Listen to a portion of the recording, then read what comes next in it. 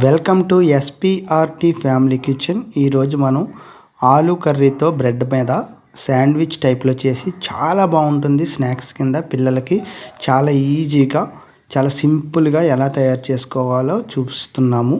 అలాగే దీని మధ్యలో చీజ్ కూడా యాడ్ చేస్తాము. ఆ చీజ్తో ఆలు తర్వాత బ్రెడ్ని మరి పిల్లలు తింటే చాలా చాలా చాలా ఇష్టంగా తింటారు. దాన్ని ఎలా తయారు చేసుకోవాలో మనం తెలియజేసిపోతున్నాము. ముందుగా మనం ఒక 4-5 ఆలు తీసుకొని అంటే బంగాళదుంపలను వాష్ చేసుకొని ఇలా 4 ముక్కల కింద కట్ చేసుకోవాలి. అలా కట్ చేసుకు పెట్టుకొని కొద్దిగా వాటర్ వేసి బాగా ఉడకబెట్టుకోవాలి. ఎందుకంటే మనకు ఉడకబెట్టిన ఆలు అయితేనే మనకి మెత్తగా అయ్యి మనకి బ్రెడ్ మీద పూసుకునేటప్పుడు ఈజీగా ఉంటుంది. చూడండి, మనం ఉడికిన తర్వాత తొక్కల పైన పీల్ తీసేసిన తర్వాత అలా బాగా దగ్గరగా పిసికేసి అంటే ఒక ముద్ద టైపులో చేసేయండి. ఒక ముద్ద టైపులో చేసేస్తే మనకి చాలా ఈజీగా ఉంటుంది. ఆ తర్వాత ఈ ముద్దనంతా కూడా ఒక పక్కన పెట్టుకోండి. తర్వాత స్టవ్ వెలిగించి స్టవ్ మీద కడాయి పెట్టుకొని దాంట్లో కొద్దిగా ఆయిల్ వేసుకోండి. అంటే మనకి ఆలుతో కర్రీ ప్రిపరేషన్ చేసుకోబోతున్నామండి.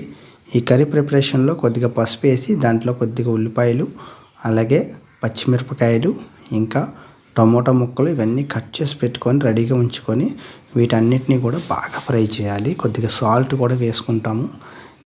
సాల్ట్ వేయడం వలన బాగా తొందరగా కొద్దిగా మసాలా అండి, అంటే మనకి మరి అది తెలియాలి కదా, మనకి మసాలా టైప్లో అయితేనే బాగుంటుంది బ్రెడ్ మీదకి. ఆ మసాలాని కూడా బాగా ఫ్రై చేసిన తర్వాత నెక్స్ట్ టమాటా ముక్కలను బాగా ముగ్గిన టమాటా ముక్కల్ని వేసేసి ఫ్రై చేయండి. ఇవన్నీ కూడా బాగా ఫ్రై చేసేసిన తర్వాత టమాటా ముక్కలు బాగా వేగిన తర్వాత కారం 1 స్పూన్ కొద్దిగా ఎక్కువ వేయండి, కొంచెం స్పైసీ కోసం.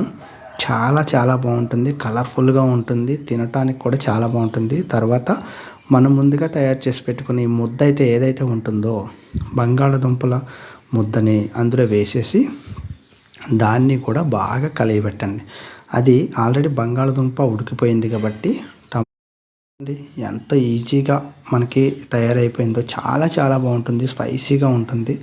దీన్ని మనం బ్రెడ్ మీద మళ్ళీ పక్కన పెనం పెట్టుకొని దాంట్లో కొద్దిగా నెయ్యి కానీ లేదా ఆయిల్ కానీ వేసుకోండి. కొద్దిగా ఆయిల్ వేసుకోండి, కొద్దిగా అంటే 2 డ్రాప్స్ అలా వేసుకోండి సరిపోతుంది. వేసుకొని బ్రెడ్ తీసుకొని ఆ బ్రెడ్ మీద మనం ముందుగా తయారు చేసి పెట్టిన కర్రీని అలా అప్లై చేయండి.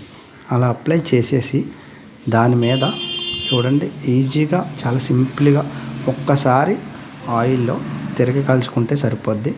మనం ఏమీ లేదండి, చాలా ఈజీ అండి, చాలా ఈజీగా అయిపోతుంది కూడా. అలా వేస్తే సరిపోతుంది, అంతేనండి. ఇలా మనం ఒక 2-3 మెట్ల కింద చేసుకొని మధ్యలో చీజ్ అనేదాన్ని ఒకటి పెట్టుకొని దాని మీద ఇంకో బ్రెడ్ అలా పెట్టుకొని అటు ఇటు కలుసుకొని తింటే అదిరిపోతుంది.